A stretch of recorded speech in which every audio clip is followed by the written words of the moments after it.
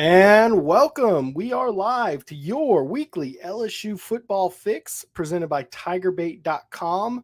Of course, our sponsor is Tramonte's Meat and Seafood Tonight. I really appreciate them sponsoring the show and making it all possible. No shortage of conversation today. LSU is, of course, prepping its SEC matchup with Ole Miss against a guy a lot of fans want to see as the next head coach at LSU in Lane Kiffin. In fact, I would go as far to say he was your fan favorite. He really was. So until some other names popped up, I'm going to talk about that. I did a straw poll today, and I got some very interesting results off of that. Almost 1,000 people voted, and I got a different name in front than I thought I was going to get to. Of course, Lane Kiffin is high up there. But, of course, I have really a perfect guest here tonight. Ben Mintz joined the Guarantee radio station. Let's see. That would have been about maybe 2 years ago, 2.5, something in there.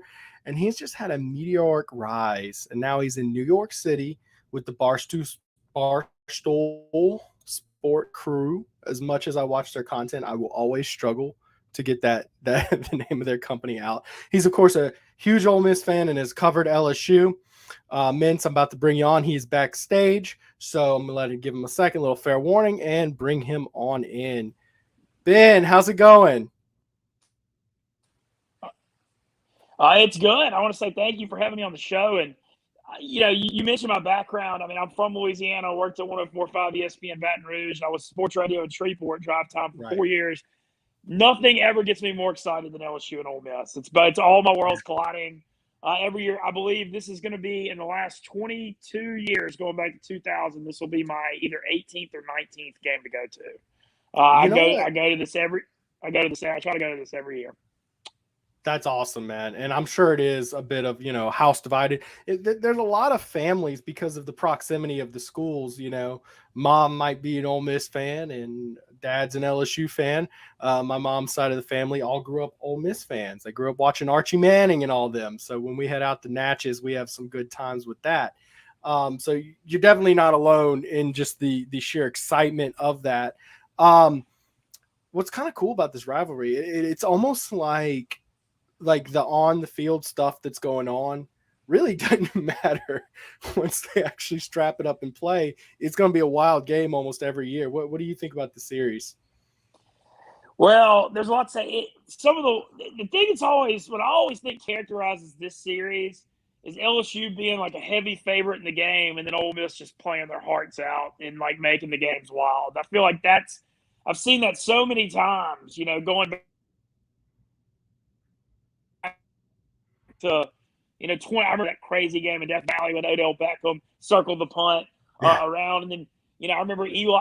This is the 20-year anniversary of 2001 when Eli, as a sophomore, won in Death Valley, and they're retiring his number on Saturday, and I'm really excited to be back for that.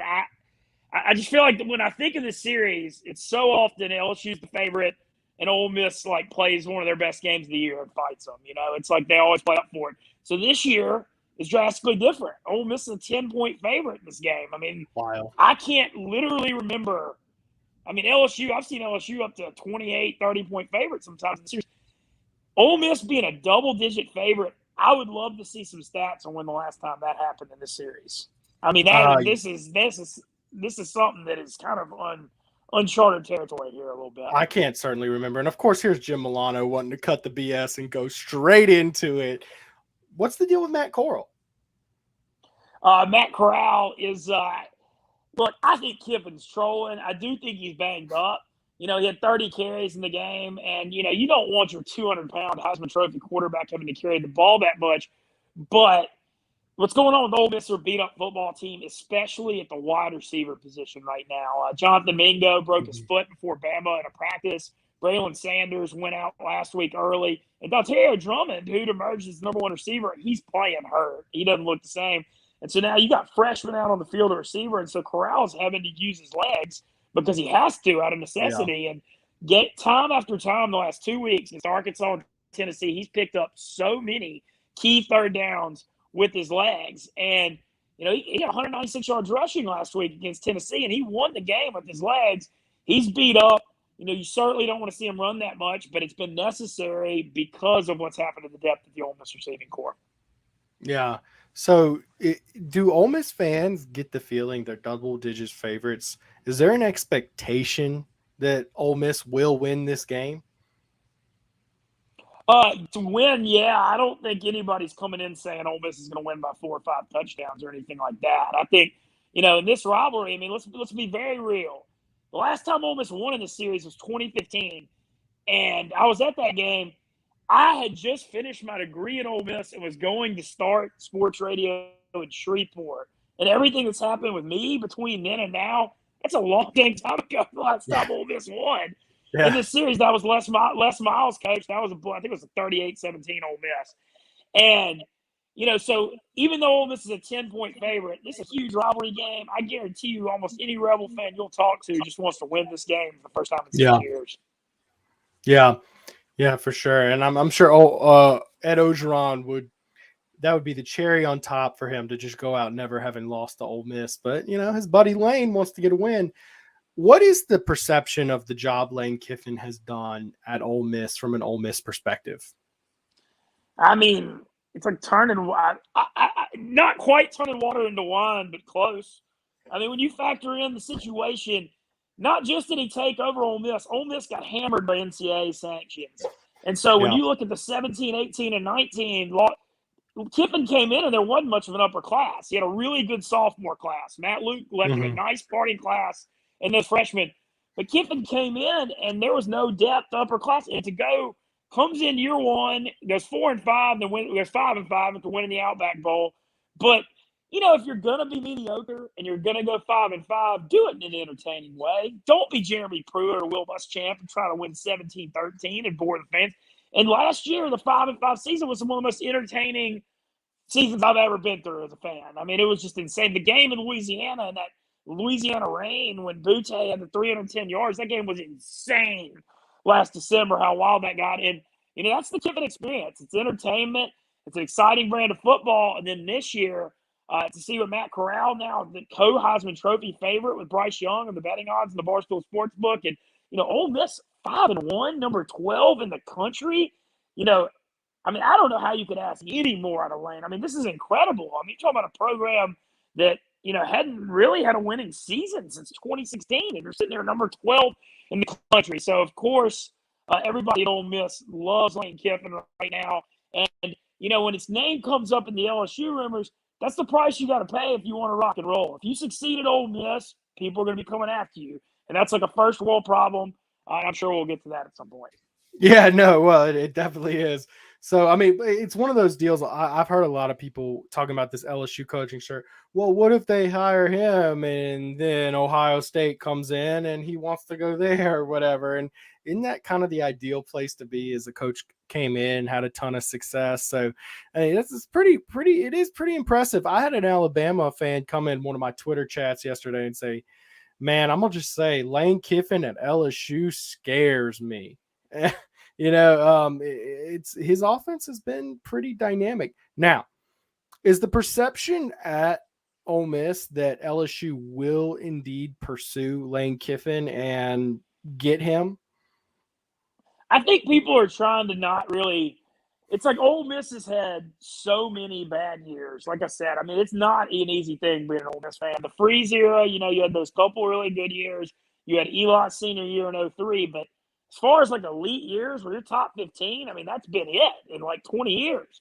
And so I think Ole Miss fans, like in the back of their minds, yeah, there's a little concern, but we're just trying to stay in the moment and enjoy what we got, man. I mean, you got Ole Miss has never had a Heisman Trophy winner. Archie and Eli and Jake Gibbs have all finished third.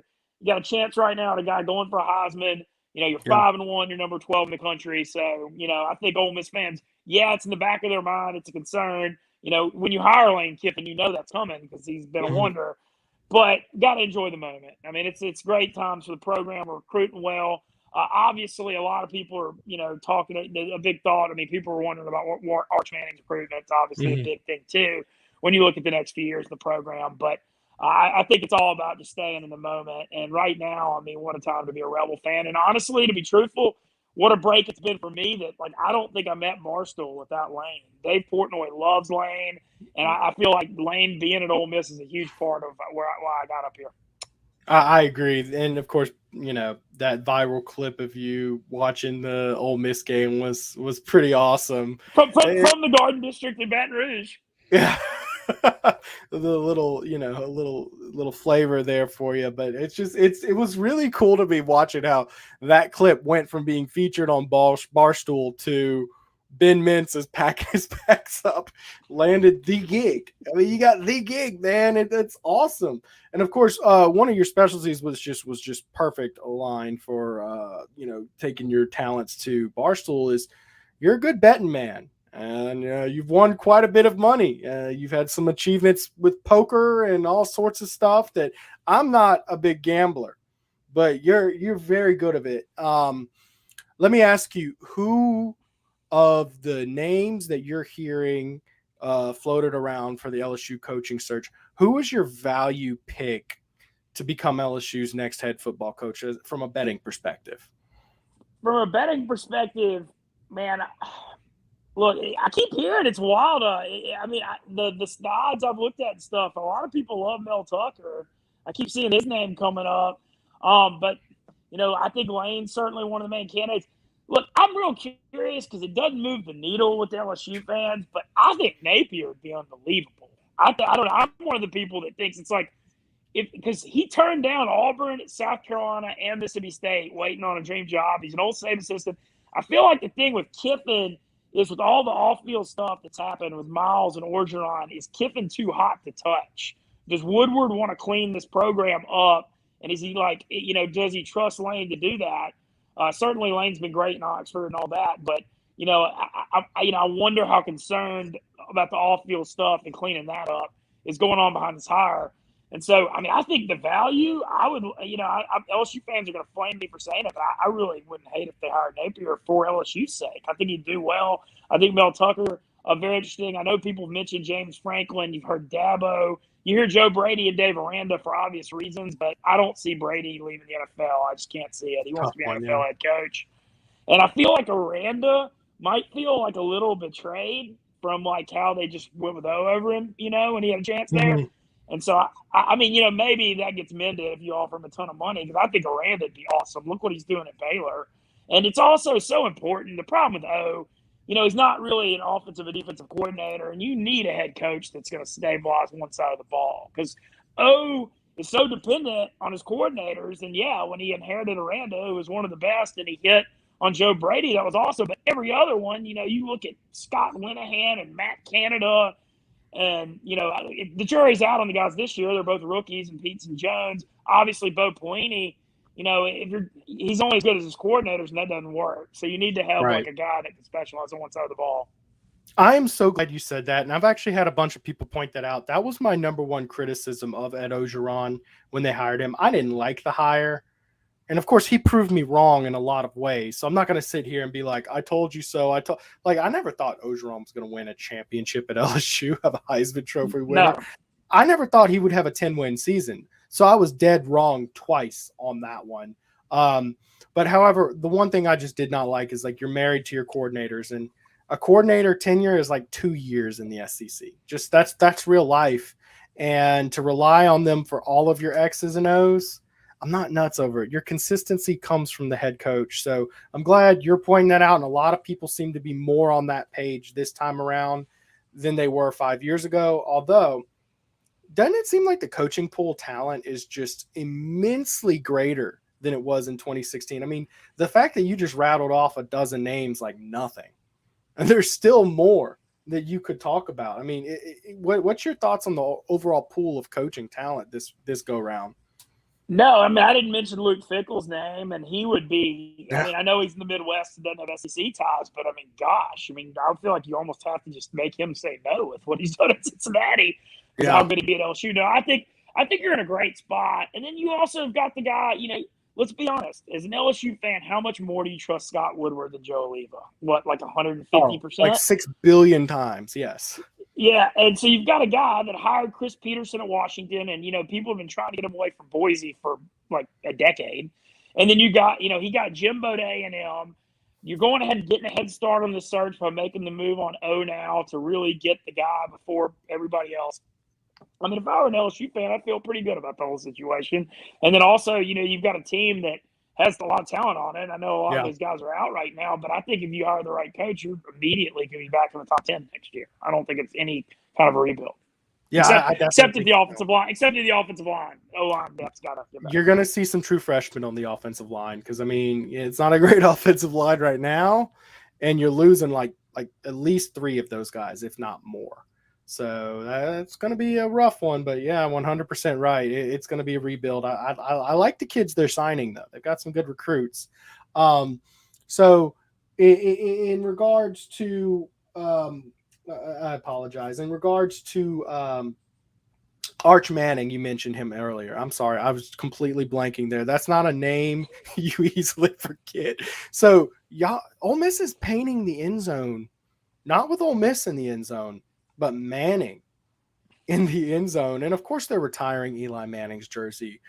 Completely appropriate. Is this a recruiting play to go get Arch Manning out of Louisiana? I mean, of course. Obviously. And I think the Lane thing is real interesting too, because I feel like Lane's Ole Miss future is directly dependent on Arch too. I think that like Arch is the one, the thing that makes, kind of the low-hanging fruit that makes them want to stay. You would think want to stay around if you can make it happen. So we'll see. There's all kinds of rumors floating on the Manning Kiffin thing, but I think Archie and Monty Kiffin always got along real well because, there was a lot of that Tampa 2 influence on Tony Dungy's defense in Indianapolis when Peyton won the Super Bowl. And so there's some ties back to that. So I don't know. There's all kinds of rumors and stuff that float around about that stuff, but I think Ole Miss is a really good shot at him. I mean, I'm not going to sit here and say I know that they're going to get him. They've kept his recruiting really tight-lipped. Yeah, no, that is some deep ties. That's some real good knowledge you just dropped there, Ben. Man, that just blew my mind. You dug that deep because everybody just kind of stops. Oh yeah, Ole Miss Manning, there it is right there.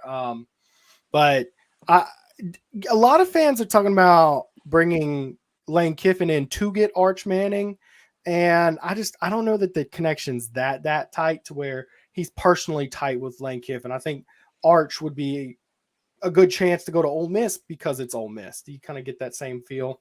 Oh yeah. Well, the thing too is the whole thing with Arch is, can he go to Ole Miss and succeed on the same high level that he could at LSU or Alabama or Texas, whatever?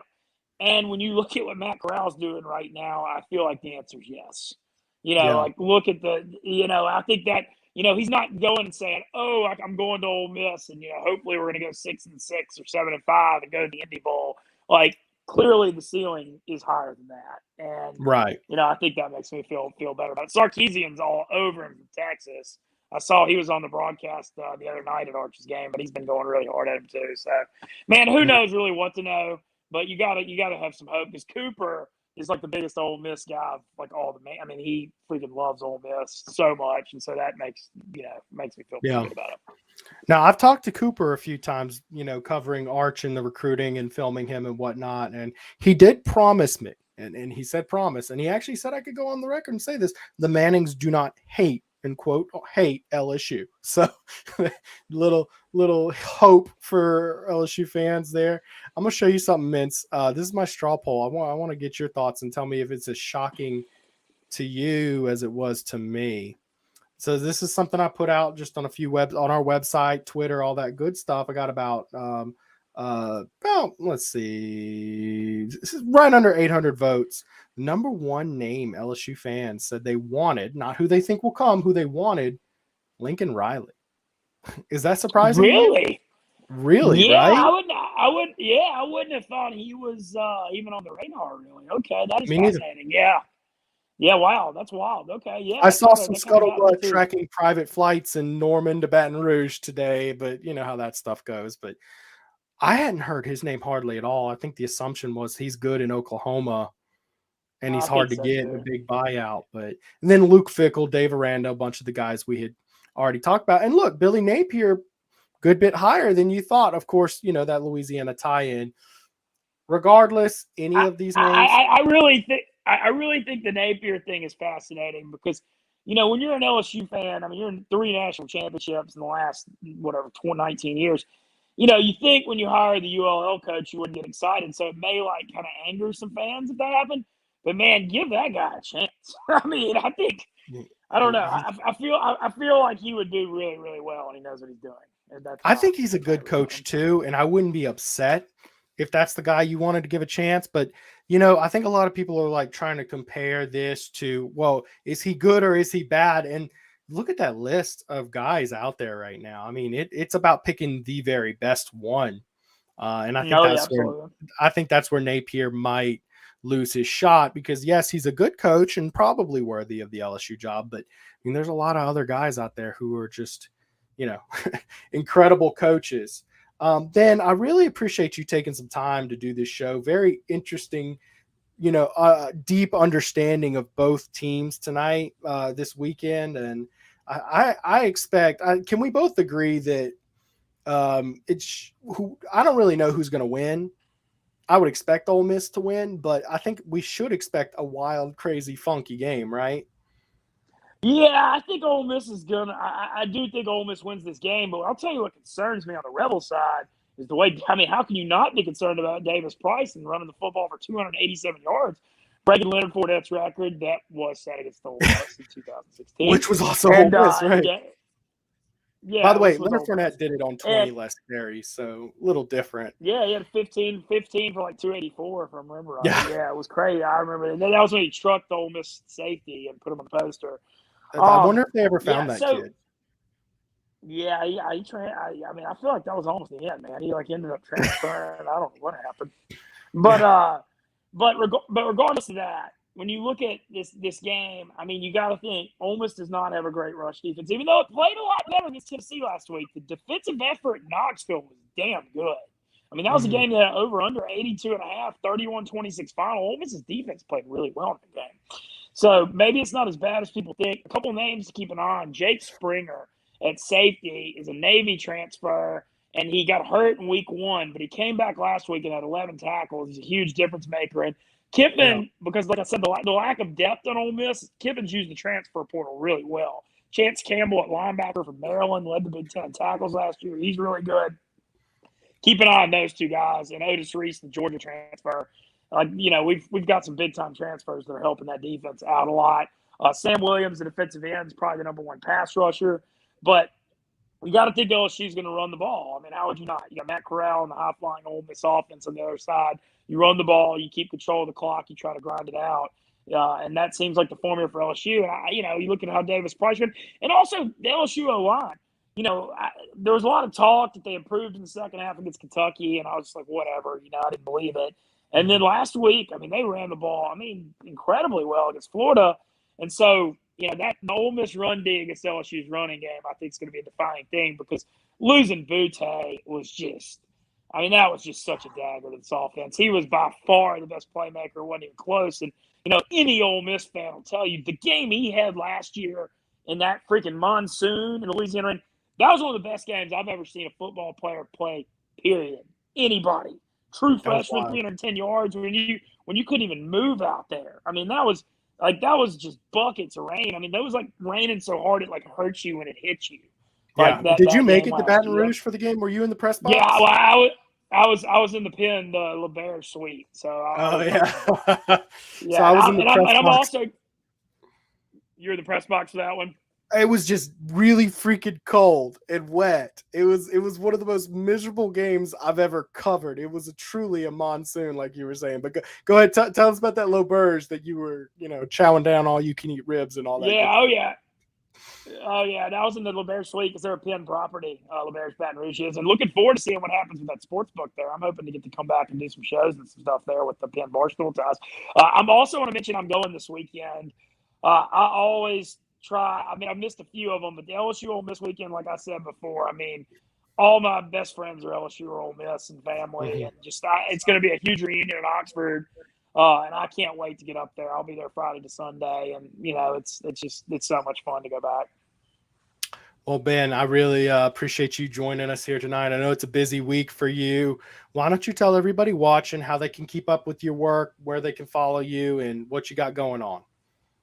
All right, I'm at Barstool Mintzy on Twitter and Instagram. I'm on Pick Central every day from noon to 1 on the Barstool Sportsbook YouTube channel. It's our daily gambling show. I'm actually getting ready to go play the World. You mentioned the poker.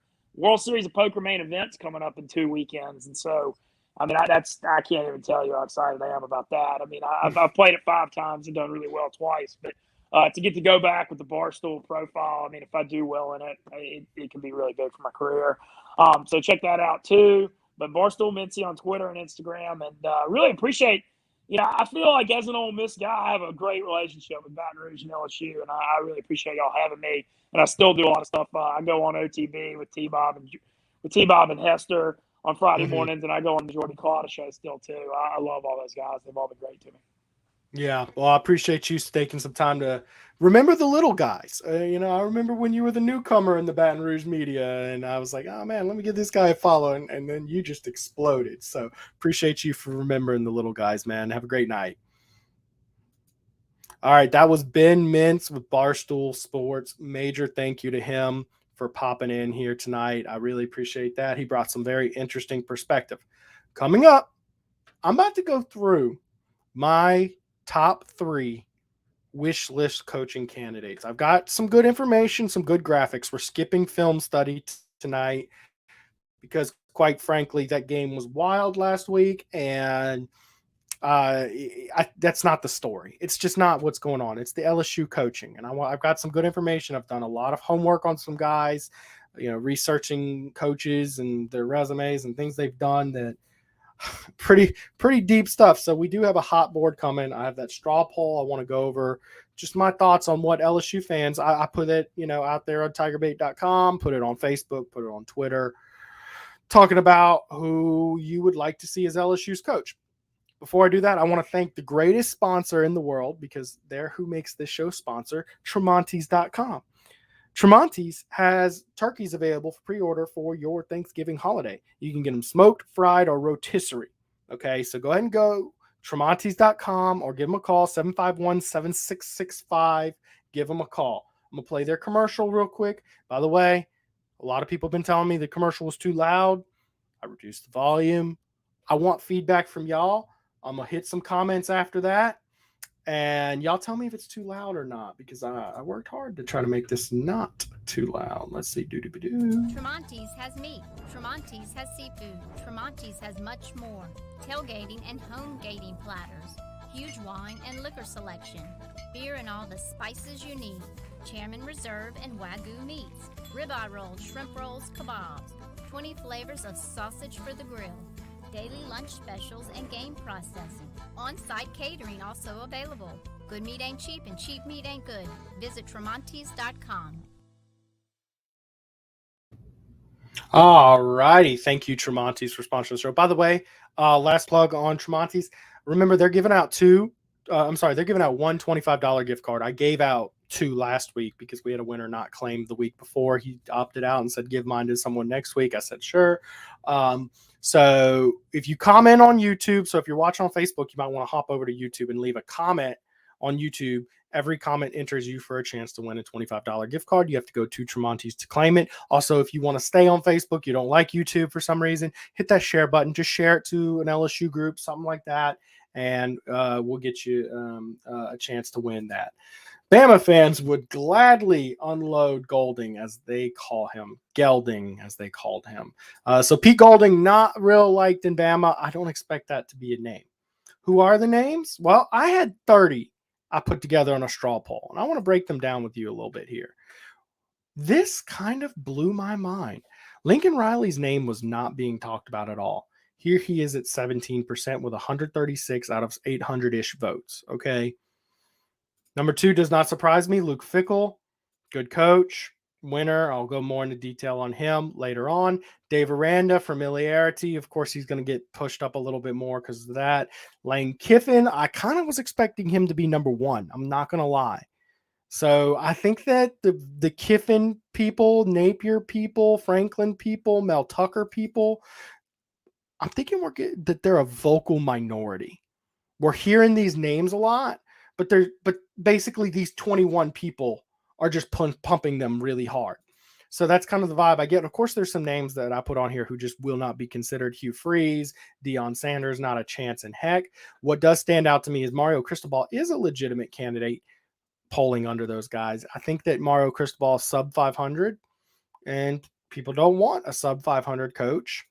They want someone who's a proven winner. They want a Grand Slam hire, and Mario Cristobal ain't there yet, especially when we're about to go through.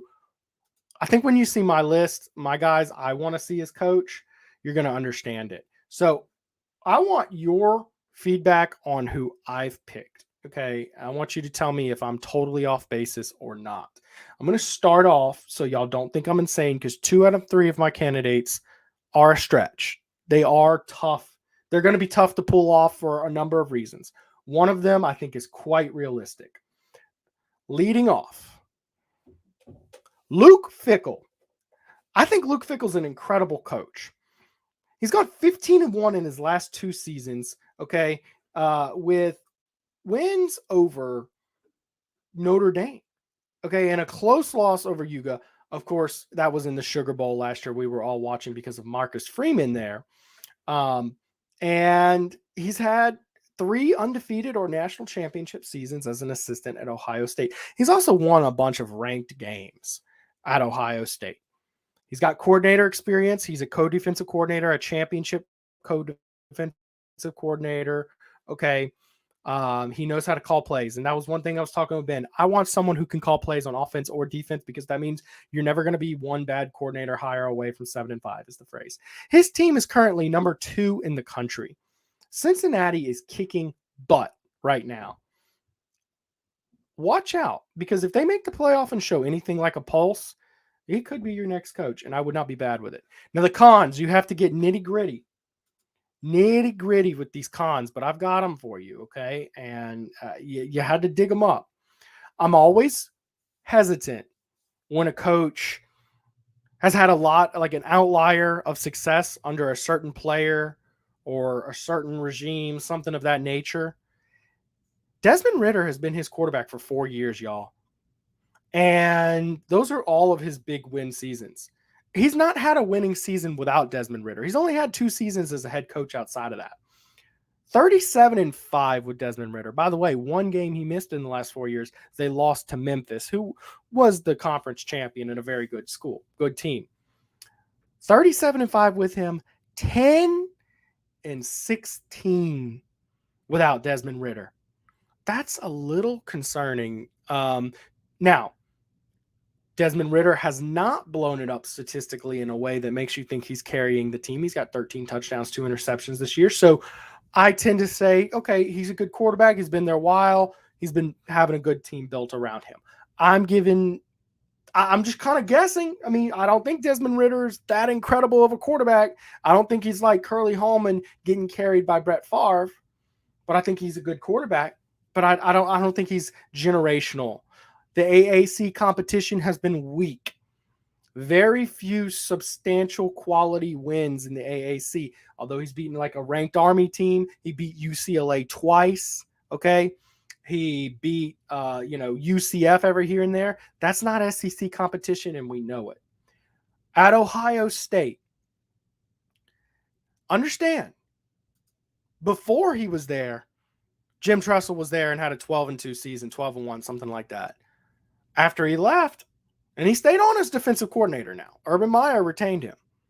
He went 12-0 in an NCAA bowl ban, whatever. It's sad because maybe they would have been the champions in 2011, but we'll never know. In all fairness, check this out. How's this for a narrative? 2011 should have been Ohio State LSU in the championship game because Ohio State was 12-0. So anyway, wait, maybe I'm mistaken. No, that was 2012. Apologies, guys. I'm getting mixed up. 2011 was Fickle's year there. There it is. And he went 6-7. And that's a little suspect that when he got that big job, the win percentage dropped from 12 wins before to 6 wins during to 12 wins after.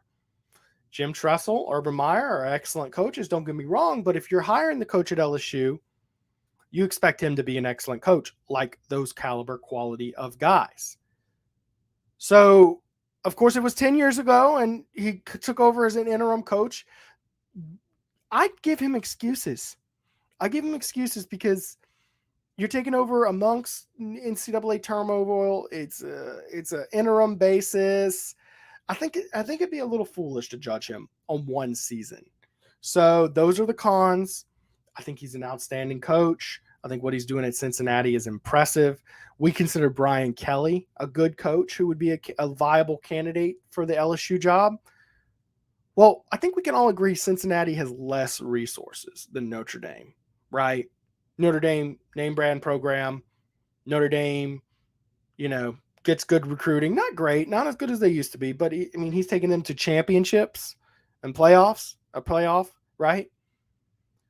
He just smoked Notre Dame this year with Cincinnati. That to me tells me that's a pretty good indicator that he's an outstanding coach, although I'm not going to let one game truly determine it. Of course, he has an overall record of 47-21, including 15-1 in his last 2 seasons. So only lost to Georgia, y'all. I think that's a pretty good coach we're talking about. I'm going to get to some comments here. What do we think about candidate number A, Cincinnati? Cincinnati is joining the Big Ten. Fickle staying. There's a law. Okay? If LSU wants Cincinnati's football coach, he's LSU's football coach. Glad we had that talk. All right. It doesn't really matter who LSU hire. They ain't beating Saban, Jimbo, Kirby. Come on, dude. Come on, man. Deion Sanders would be better than Tucker. That's an interesting comment there. I like what I'm not nuts on Mel Tucker. I'm not going to go deep dive against Mel Tucker, but he's only 14-12 as a coach. With this is his 3rd season as a head coach. I get it. He has a tutelage under Dabo Swinney, under Kirby Smart, under Nick Saban, right? He's learned from those guys. And he was a championship. He brought Georgia to the championship as a defensive coordinator. That being said, I don't know that he's quite respected as the defensive tactician, even like on a Dave Aranda level. And his head coaching experience doesn't quite tell me, although he's taken over Michigan State in impressive circumstances. I'm not seeing anything so impressive yet. He might prove me wrong. There's a possibility I'm wrong with Mel Tucker, but I just don't see that he's the most impressive coach available. And I see that there's a lot of coaches that are just strictly better than him. Not to mention he is 7-0 at Michigan State this year. However, there's not a really strong list of impressive wins that he's done so far. I get it. My pick is Fickle or Kiffin. I have a Kiffin graphic prepared because I had Ben Mintz on today. I'm going to tell you about Kiffin. He's kind of on my meh list. I'm not nuts over him. Mel SU for Pooh Bear. Man, all right. Pooh Bear, you win the comments for today. That is hilarious. That's got a real good ring. However, I did just kind of go into why I don't think Mel Tucker's the best candidate. Do I think he's a good coach? Absolutely. Do I think he'd be good at LSU? Sure. But look at the pool of talent, guys. This is a wild pool of talent. Let's see here. Why are people so for Aranda but against Tucker? Pooh Bear, they've got a very similar resume. Aranda has connections to LSU. Okay. And Aranda actually won his championship as defensive coordinator. Aranda carried LSU at times. Think of games where the offense just could not get a single thing going, like that 10-0 Bama game in 2016. And Dave Aranda was the heart and soul of that defense, just masterfully keeping it all together. And then look what happened to LSU's defense the year after he left. I think Dave Aranda is a little bit more well-respected of a defensive tactician mind. That's subjective. That's opinion-based. There's no way. They are apples to, that is the closest comp you're going to get because they've got a similar record as a head coach. And the tiebreaker is LSU tie plus who do you really think is the better defensive mind? And I think people truly respect. Mel Tucker is elite. Look, you could be right. No to Mel Tucker. Man, a lot of Mel Tucker. I hope Mel Tucker comes to Miami, man. Look, I think Mel Tucker could rebuild them. We know Aranda. That's true. LSU, Louisiana people like what they know. That's why you're going to hear a lot of Aranda. That's why you're going to hear a lot of Napier. That's why you're going to hear a lot of Joe Brady. Let's see here. Did anybody have any comments on Luke Fickle? I think Luke Fickle's the guy that I keep on hearing when people say him. They're just like, yeah, okay, good. They're not too ecstatic, but like they get it. I'm about to bring up someone who shocked me today because I'd never really heard his name pop up until today. I did my straw poll and he won the damn thing. Okay. So here we go. Let's see here. Brand. Number 2 of my hot coaches, Lincoln Riley. Lincoln Riley has been an outstanding coach. Okay. Lincoln Riley has gone 52-8 at Oklahoma. He's been able to sustain long-term success. He's not had a season with more than 2 losses. He's an offensive guru. Okay. To me, Lane Kiffin is a poor man's Lincoln Riley. Lincoln Riley is strictly better than Lane Kiffin. No off-field baggage. 866 win percentage. He's got 2 Heisman quarterbacks. Y'all, he took over in 2017. Okay. Now, he's of the mold of guys who was an offensive mastermind, great coordinator, great play caller, very well respected name, right? And was able to take over a program and have success like a Kirby Smart, like a Lincoln Riley, like Bob Stoops was many years ago. So when you go with him, you're just skipping that middle step. You're skipping that, okay, well, let's see if we give him a chance. Lincoln Riley is that guy. His offensive yards per game ranking at Oklahoma, this is in chronological order, so do mind you, they are trending down. 1, 1, 3, 10, and 14. That is this year. His worst offense is the 14th ranked offense in the country. And by the way, he's undefeated with a quarterback controversy, with his home student section calling to bench Spencer Rattler. And Caleb Williams looks like he's going to take over as a true freshman. And I expect big things to happen from Caleb Williams. Heisman type campaign if he were to stay married with Lincoln Riley. Lincoln Riley is a Grand Slam hire. This is a very Woodward-esque hire. Okay. He's young. He's energetic. Oklahoma's not a recruiting hotbed. He's had to do it in weird ways. Baker Mayfield was a walk-on transfer. Jalen Hurts, another transfer. Okay.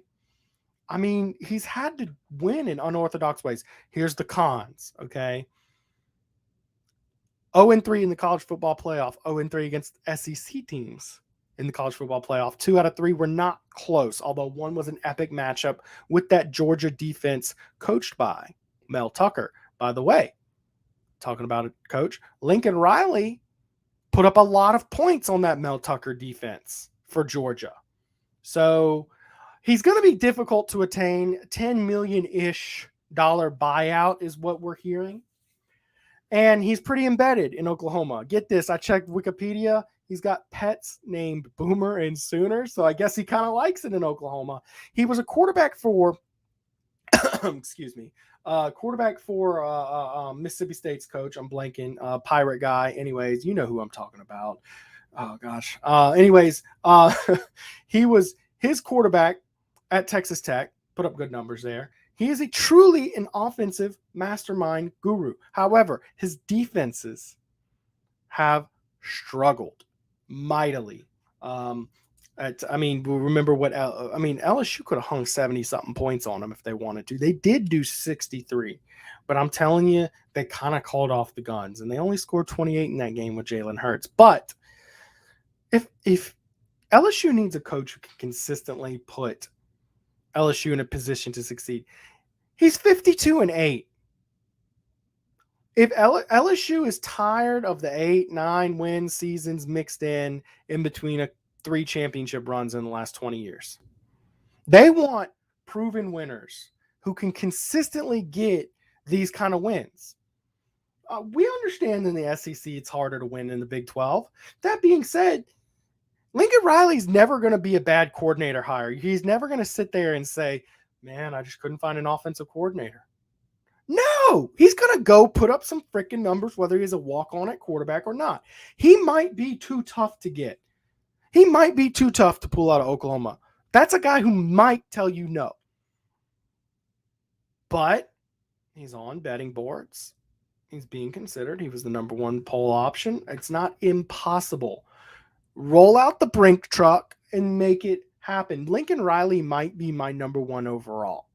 I get the playoff performance. I get the defense. Go hire a defensive coordinator. Get you some athletes. Let's see. Do we have any comments on Lincoln Riley? Let's see here. Let's see here. Mike Leach would never lose a game at LSU. That I don't believe that. Mike Leach, thank y'all for. I don't know why. Sometimes I blanked on Arch Manning. I blanked on Mike Leach earlier. I just get like ADD if I don't have the exact note in front of me sometimes. I'd be fine with Kiffin. Let's see here. No chance in heck Lincoln would ever consider LSU. Maybe Alabama in 2050 after Saban retires. You know, I don't think that's necessarily true, Hoss. LSU is a top 5 job. There's 2 programs who have won 3 championships since the BCS era launched. That's LSU and Alabama. And people know that. They also know that the last 2 coaches to win a championship at LSU did so in their 3rd season. And we're not great football minds, regarded as great football minds. A lot of coaches and people still look at LSU as the sleeping giant. Riley is one I don't see leaving. That's from Ryan-Amanda Guidry. Maybe you're correct, but he's got a clean, soapy off the field resume, and on the field he's been very successful. We'll see. Why would Lincoln leave Oklahoma? Why would he leave Oklahoma? Because LSU's a better job. Oklahoma's a great job. LSU's a better job than Oklahoma. That's why. Is he comfortable enough and Oklahoma good enough? Sure. But they're coming to the SEC anyways. Okay, if that's an appeal, then guess what? Just come on over to LSU. We'll see. I don't know that LSU can get him. I do know there's a lot of buzz around it. Let's see here. Franklin won at Vandy. Come on. Hey, I don't hate James Franklin as a coach either. I think he's a darn good football coach. Do I think he's the best coach? I don't know about that, but I wouldn't mind seeing him. I do know there's some allegation stuff about sexual assault stuff at Vanderbilt. I'm not touching that right now. That's not what this show's about. There's plenty of great reports out there about it if you want to go look it up. I do know that stuff could be messy enough to keep LSU away with Title IX stuff going on. So that's why I don't think, let's see. I don't think that, I had a good comment. I just scrolled past it. I don't personally think LSU goes after him. Not to mention, he's got a huge contract buyout. And would LSU do a huge buyout? Sure. Would they do it for a coach who went 4-5 last season? I mean, yeah, you could argue he gets a pass because COVID was a weird year, but we tried to do that for Orgeron, and now they're letting him go. I don't think that they see that as an excuse. Aren't Riley and his wife from Oklahoma? I believe so. So yeah, there's a lot tying Riley to Oklahoma. It may very well be that Riley is LSU's number one choice. They contact him and it's just a no-go. Let's see here. Riley is going to the NFL. I think he'd be a great coach in the NFL. We'll see. Like I said, nothing I'm saying that Riley is 100% attainable for LSU. Nothing I'm saying is that. I'm just saying he would be a fantastic hire. Now, he's not like Saban where it's just, come on, man. Come on. He's got 6 championships where he's at. Make Saban refuse. So I told someone yesterday, they're like, yeah, call Saban and make him say no twice. It's not call Saban, make him say no twice. It's call Saban, make him say no twice, and then let him use that against you in recruiting 1,000 times. That's how that goes down. It's not going to happen. Nah. Nope. All right.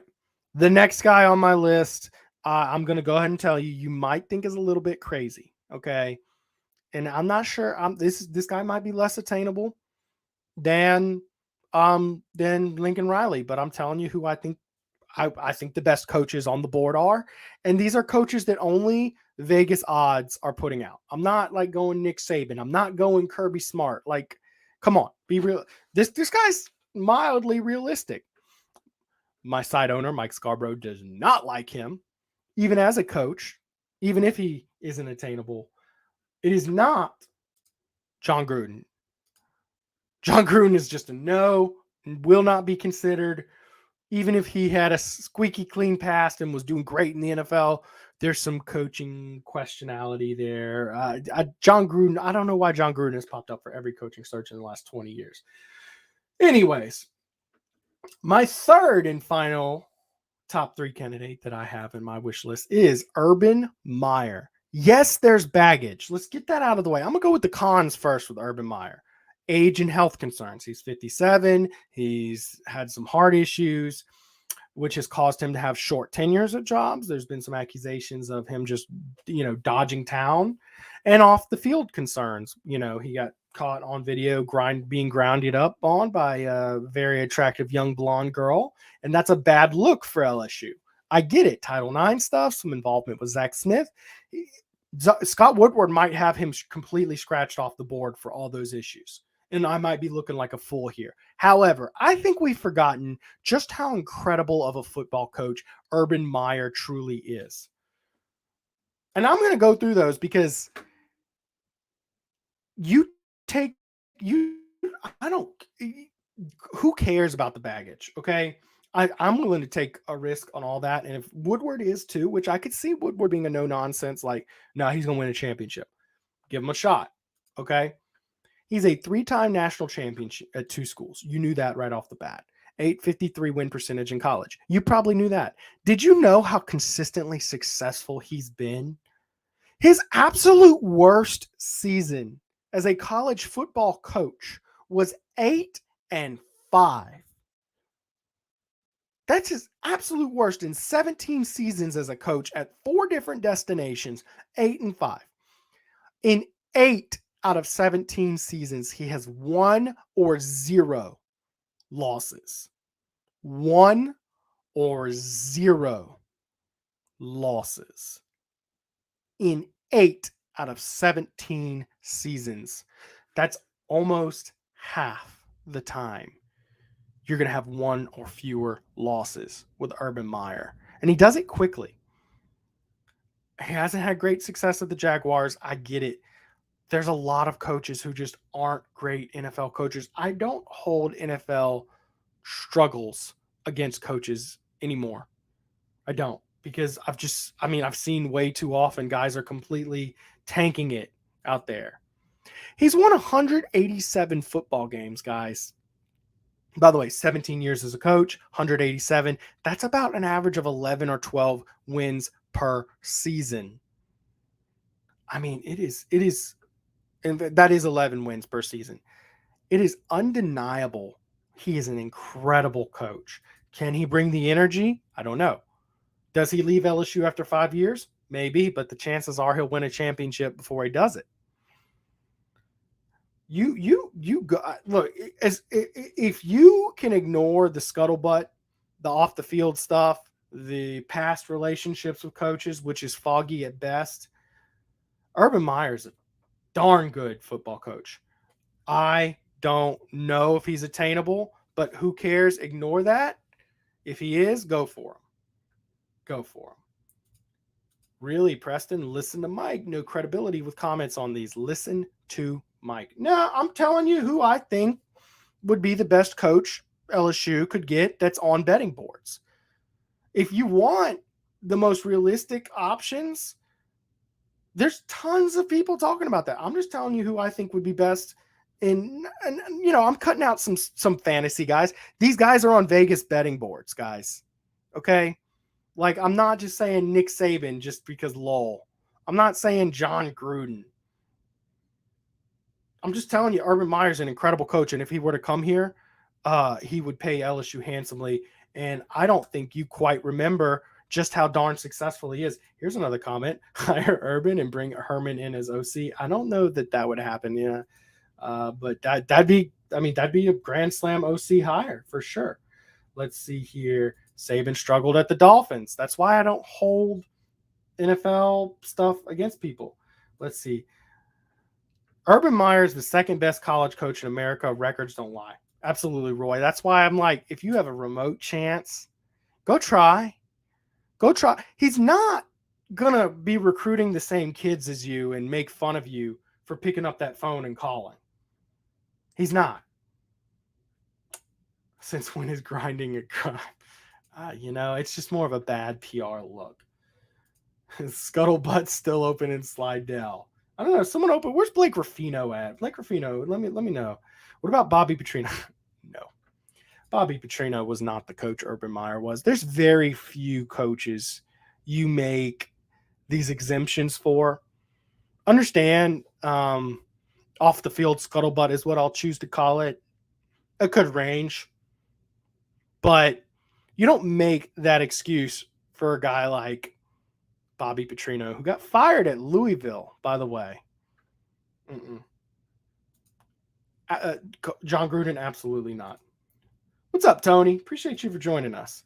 Chad Michael. Chad, I'm still waiting on you to tell me your trap workout. Too much bagger with Meyer. Dude would only add to the dead money about 2 to 3 seasons. DMU, Dead Money University. Look, I get the baggage, and if you think there's too much baggage, okay. I'm not that's a valid opinion. Sure. And I'm telling you that there is baggage, and I went through it, did not shy away from any of it. It might be too much baggage. That's between you and the athletic director to decide. I'm telling you, he's the best coach in the field available outside of Nick Saban. And a lot of people think he might be better than Nick Saban. Understand, he beat Nick Saban a handful of times. Now, do I think that he'll be your coach for 10, 15, 20 years and you have a long, successful run and tenure and blah, blah, blah, blah? No, that's not what I'm telling you at all. But I am telling you while he's here, while you do have him, you're probably going to win a championship. I mean, that's the kind of coach he is. Let's see here. Urban could clean up the football office. Urban's going to be a controversial figure. Mike Scarborough does not like him. That's okay. I'm just telling you what a big deal that hire is and what stuff you may want to choose to ignore. Let's see. Coach O made the fishing hole comment before the Miami game. No one really cares about the scuttlebutt. As long as LSU wins, we will turn a blind eye. Let me tell you this. You're right about winning and turning a blind eye. 100%.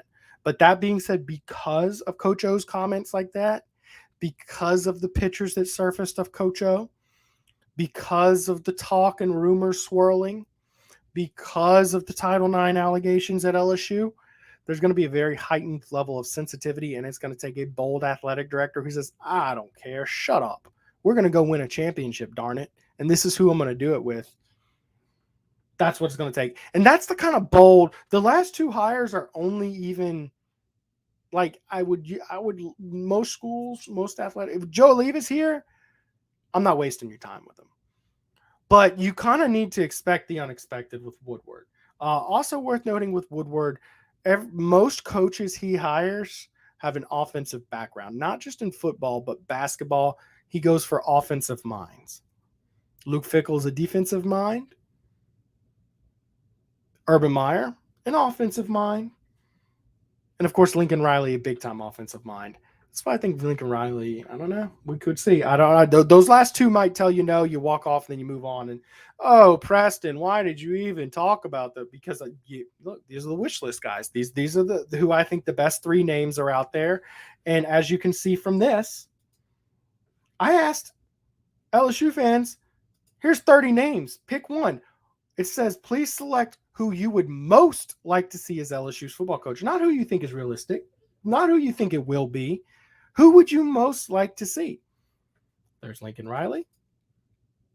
There's Luke Fickle. There's two of my guys now. The last one, apparently not very many people are on board with me on Urban Meyer. He's, of course, down here with 15 votes, but you get what I'm saying. I mean, that's just a personal preference thing. I say, look, he's a darn good coach.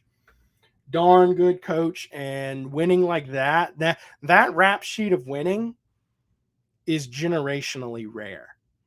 And it's the kind of winning that you turn a blind eye at stuff to. I mean, like that's incredible. Let's see. I'm betting Urban has been setting up that he's Guma. He's 24 media consultant, just about 400K down house. It'll come out at some point. Well, we'll see. I don't know. I don't want to talk about rumors and blah. You just never know with that kind of stuff. Let's see here. Should Scott Woodward offer Lane Kiffin the job with no buyout just in case he acts a fool? You can, but you're probably not going to get a guy with a head coaching job in the SEC like that. I do think that you should structure it to where it can be easily handled and probably put some verbiage in there to give yourself a get out of jail free card. I'm not nuts on Lane Kiffin. And guess what? I prepared a little something about Lane Kiffin. Lane Kiffin, head coach at Ole Miss, is 71-40 as a head football coach in college football. He's undoubtedly an offensive mastermind, and truly the offensive mastermind behind those USC offenses with Matt Leinart and, of course, Reggie Bush, Lindale White. It was a really good thing. He's got Ole Miss trending up. You heard Ben Mintz talk about how impressive he's been at Ole Miss. I have Alabama fans saying he would be terrifying at LSU. He's got a Saban pedigree, which is a good thing. You like that. However, it's also a bad thing as we transition to the cons. Saban assistants are 1-24 against Saban. You want to beat Saban, that record is just, man, that stands out to me. I mean, that is, I mean, we're talking about a 4% winning percentage against Saban. That's higher than almost any other metric. So that's why he's meh to me. He also does have very short tenures. He will bolt and not necessarily leave things in better condition than when he found them. Very difficult to point out a program where he left them in better condition than he found them. Inconsistent team performances, they're up and down. You know, he doesn't, you know, it just is, you know, they're not always the most consistent team. Sometimes they lose games they shouldn't, and sometimes they get blown out, and then sometimes they play up and down. And I think LSU is desperate for consistency. Off the field antics. LSU wants a head football coach they can take seriously at the podium and off the field. There's a lot of scuttlebutt from his past, but I think that's in the past. The Joey Freshwater days are now gone. But the off the field antics, he's throwing popcorn. He's still saying weird comments, and he's still a character. He still does. He's on Twitter all over the place. I think LSU desperately wants a coach. Sit down, no nonsense. Welcome to my program. I think it's one of the reasons why Mel Tucker is an attractive name for this job, because he's a no nonsense guy. But so is Dave Aranda. So is Luke Fickle. So is Lincoln Riley. So is Urban Meyer. So take that what you want. I don't hate Lane Kiffin. I look at him as a poor man's Lincoln Riley. Maybe he'll prove me wrong one day, but I just don't know that he's a great program manager. However, I do think he isn't truly an offensive mastermind. All right, guys, I'm going to hop off here in a bit, about 20 minutes or so, okay? Want to get to your comments here, but before I do that, I do want to thank our sponsor tonight, Tramonte's Meat and Seafood. They have Chairman's Reserve Wagyu beef, which is the highest quality beef you're going to get. They have ribeye rolls, which are very high quality meats wrapped in cream cheese and jalapenos. You throw them on the grill. And quite frankly, that's my favorite. It's the best food. I get it often, and I really enjoy it. 30 kinds of sausage. They do game processing and deer cleaning during hunting season. So if you have game, go bring them to Tramonte's on Old Jefferson near Parkview Baptist. They do tailgating and homegating during football season. They're open on Saturdays 9 to 5. Their lunch deli is open. So if you want a ribeye po' boy, burger, whatever kind of food prepared, they do. It is open 9 to 5 on Saturdays and open till about 3 o'clock during the week. So y'all pop in, give them a chance. They're located in Old Jefferson next to Parkview Baptist. 225-751-7665 is the number to call if you want to give them a call during open hours, or visit Tramontes.com. Tramonte's has meat. Tramonte's has seafood. Tramonte's has much more. Tailgating and Homegating platters. Huge wine and liquor selection. Beer and all the spices you need. Chairman Reserve and Wagyu meats. Ribeye rolls, shrimp rolls, kebabs. 20 flavors of sausage for the grill.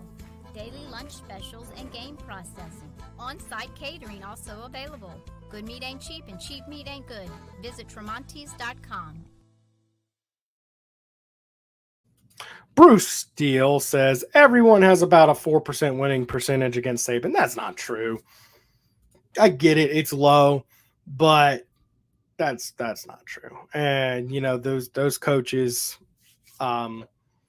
they typically are coaching pretty big programs. It's not like Jim McElwain with CMU is rolling in. Oh yes, I forgot about Aranda. Bring him back. I wouldn't be mad at Aranda. I would not be mad at Aranda. I think Aranda's slightly better version of Mel Tucker, which a lot of people are talking about Mel Tucker. By the way, Tramonte's is giving out a $25 gift card tonight for this show. Comment on YouTube or share on Facebook to get your chance to win that $25 gift card. Let's see here. I'm going to scroll down here. Dave Aranda is my choice. Urban is a word I'm not going to say because I try to keep these broadcasts a little bit cleaner. There's a lot of other broadcasts out there that are very, which I don't personally mind. I think they're good shows, but I like to be the show that we can keep kids on. Kirk Herbstreit to coach at LSU. Yeah, okay, whatever. I'm not even going to read the rest. LSU did beat Saban at Alabama. Well, they did once. Malzahn didn't. Gus Malzahn. I don't know what Gus Malzahn. Gus Malzahn's not going to be considered. It probably won't happen, but there's no doubt Jimbo is Woody's first choice. No, I don't believe that's true at all. That's why he gave him a no buyout clause, looking toward the future when he got to LSU. Roy Green, I just don't think that's true. I think Jimbo is in the field, but I'm not really sure that Jimbo has necessarily won at the level at Texas A&M. Hasn't really been as consistent as you'd like to see, although you can argue that maybe he's been a quarterback away there and he just beat Alabama. I just don't think Texas A&M, what he's been able to do. And Texas A&M is a program with tons of resources and good recruiting, not as good as LSU, but good recruiting. He still hadn't been able to quite get to the level LSU would want. Let's see here. What about old Gus? Gus will not be considered. Cristobal or bust, great recruiter, beat Ohio State and in Ohio and has ties to the South. Bruce, great comment. I appreciate it. We're talking about a coach who's sub 500, though, as a head football coach. He did get fired from Florida International, and at Oregon, he's been okay. He's having a good year this year. He beat Ohio State, but he also lost this year. I can't remember exactly who he lost to. I'm blanking there. But he in the Pac-12, he went 21-6 with Justin Herbert as his quarterback. Oregon has tons of resources. It is a program that you could reasonably expect to dominate the Pac-12. However, he's never quite taken that step forward. He went 9-4 and 12-2 with Justin Herbert, and I think there's a good argument that he should have been a lot better. He lost to Auburn in that 12-2 season, and Auburn was rolling out freshman quarterback Bo Nix that year and wasn't that great of a team, although they had some bright spots. Challenged LSU, of course, with a great defense, but you get what I'm saying. The thing is that even after accounting for the 21-6 period with Justin Herbert as your quarterback, he's still below 500 as a head football coach. And I'm not necessarily sold on that. I think he's a great offensive line coach. I think he's a great recruiter. However, I do think that he's not quite the schematic mastermind that I would prefer to see. I don't think it's a terrible hire. I would like to see what he does in years moving forward without, Justin Herbert. COVID year is hard to judge. He went 4-3 last year. Pac-12 kind of shut their season down. I'd like to see some more sustained success at Oregon. Let's see if he wins the Pac-12 this year. Wins Pac-12 this year and wins out. Okay, pretty good. But that would put him above 500. He's only 2 games below 500. But ultimately, I mean, it's not that, again, it's not that he's a bad coach. Look at the names that I've been running. Is he better than Luke Fickle? Is he better than, there's a lot of names on the list that I can go by. I just don't know that he's better than all of them. I'm not nuts on Cristobal, although Mike Scarborough loves Cristobal. Maybe you'll enjoy Mike's show tomorrow night at 8 p.m. Gus wins against Saban. It's not going to be Gus. I like Gus. It's not going to be Gus. LSU beat Saban one time in the last 15 years. That's not true. That's not true. A lot of fake news tonight. Gus beat Bama in 2019. Man, a lot of Gus bust stuff going on here. Let's see here. Walker Howard and Lane Kiffin. Come on, done deal. I'm smiling, Tukey. That's a really good comment, Tukey. And a lot of people are sitting there and saying, ooh, Lane Kiffin. And I get it. I think that there's the reason you're doing that is the offensive mastermind. There's other names to go after. I'm not a big fan of retread coaches. I'm really just not. I mean, the reason why a lot of times you say, okay, well, don't promote a coordinator, give me a head coach with head coaching experience, is you want to see how he's managed the program, all the things outside of being a good X's and O's coach. Well, the fact is we've seen from Lane Kiffin, he hasn't been able to really been a great program manager. Very rarely do coaches get fired from a Power 5 school and go on to win a national championship. The last two were Gene Stallings and Ed Orgeron. But it's more of the exception to the rule. More times than not, coaches who get fired from a Power 5 school had all the resources, had everything they need to be successful, and they couldn't get it done for whatever reason. Eventually, Cat came out of the bag that they weren't the guy for the job. Lane Kiffin did get a little bit of a raw deal at USC in that they got NCAA violations.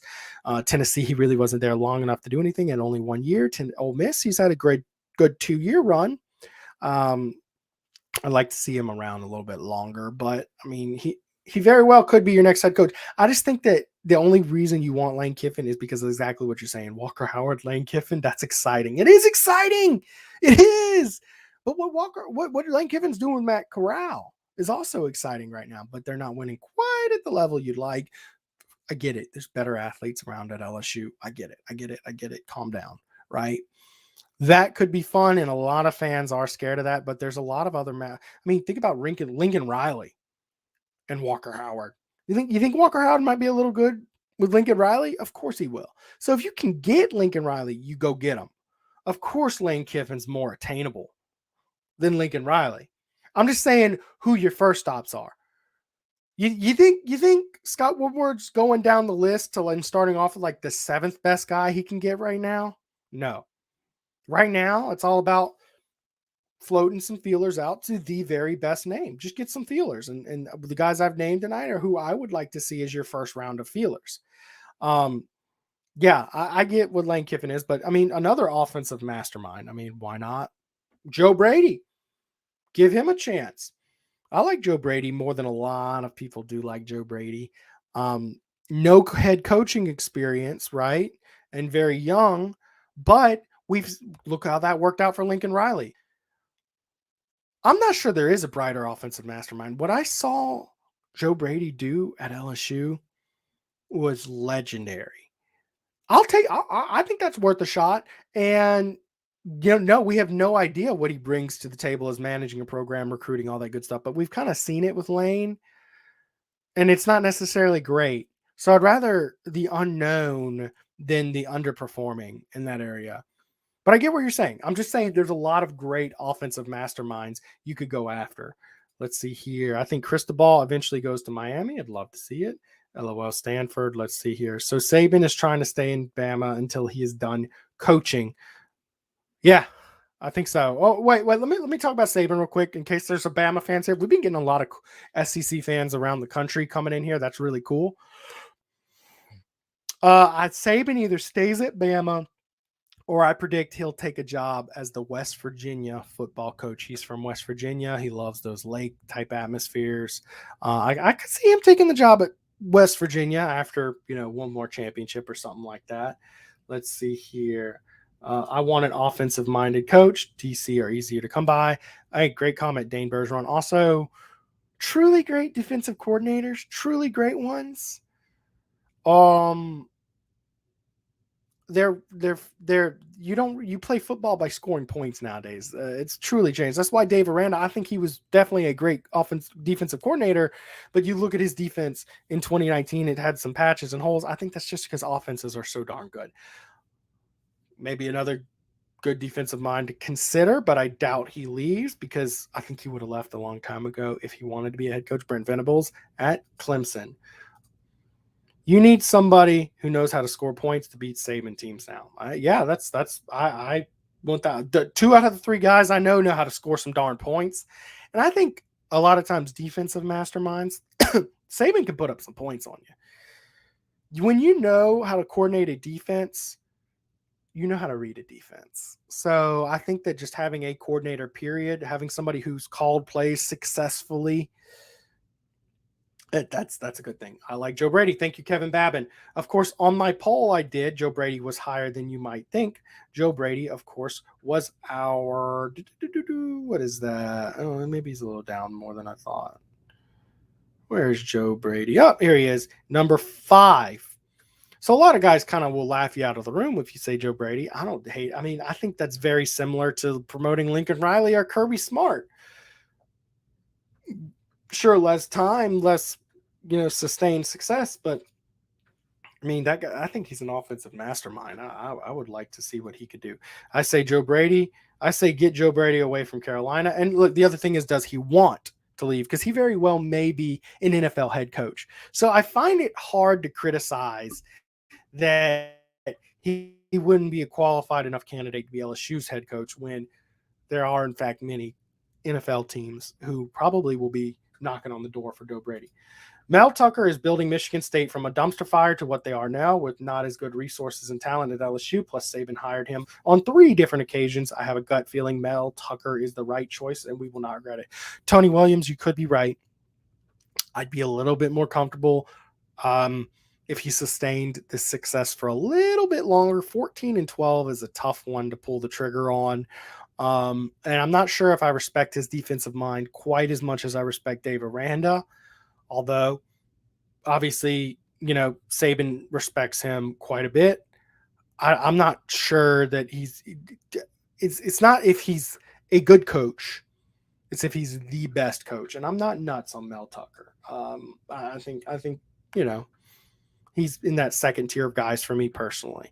If you want to retain guys that are presently on staff, then Aranda is probably the guy. That is true. I'm not sure you want to retain guys on staff. Me and Mike kind of have agreed that when you walk into that football building, you probably don't want to recognize very many faces. Nuss Bus, what's up, man? Appreciate you joining the show again. See what Tucker's record is after he plays Ohio State, Michigan, and Penn State to finish the season. That's a really good point, Nussbus. Let's see how he finishes this year. He's going to have opportunities to prove himself. Thus far, has not proven himself. I mean, I think his best win is over Nebraska. We'll see. I looked it over and I was not very impressed. Man, Mel Tucker's name's coming up a lot. I have a hilarious comment here. I'm going to take the comment down and not even say anything about it. What is Mel Tucker's buyout? I don't have that readily available. I'm sorry. Let's see here. With another championship, I'm saying he wants to leave. You think he is Woody's first choice? Jimbo's not Woodward's first choice. I don't believe so. No, I think that there's a lot of truly incredible names out there. I want to thank y'all for joining me on tonight's show. Remember, if you still want to win a Tramonte's $25 gift card, just leave a comment on YouTube or share it if you're watching on Facebook. Those are available. And I want to thank y'all for joining us. Thank Ben Mintz for hopping on. I'll be hopping off here in a bit. I'm going to play one more commercial for my friend Tramonte Seafood and tell you all about what they do. Tramonte's has meat. Tramonte's has seafood. Tramonte's has much more. Tailgating and Homegating platters. Huge wine and liquor selection. Beer and all the spices you need. Chairman Reserve and Wagyu meats. Ribeye rolls, shrimp rolls, kebabs. 20 flavors of sausage for the grill. daily lunch specials, and game processing. On-site catering also available. Good meat ain't cheap and cheap meat ain't good. Visit Tramontes.com. Thank you, Mike Tramonte, for sponsoring tonight's show. My candidates are, to recap here, I like Luke Fickle, Lincoln Riley, if you can get him, Urban Meyer, if you can get him, and Lane Kiffin is my next tier meh type guy. Thank y'all so much for watching. Y'all have an incredible night.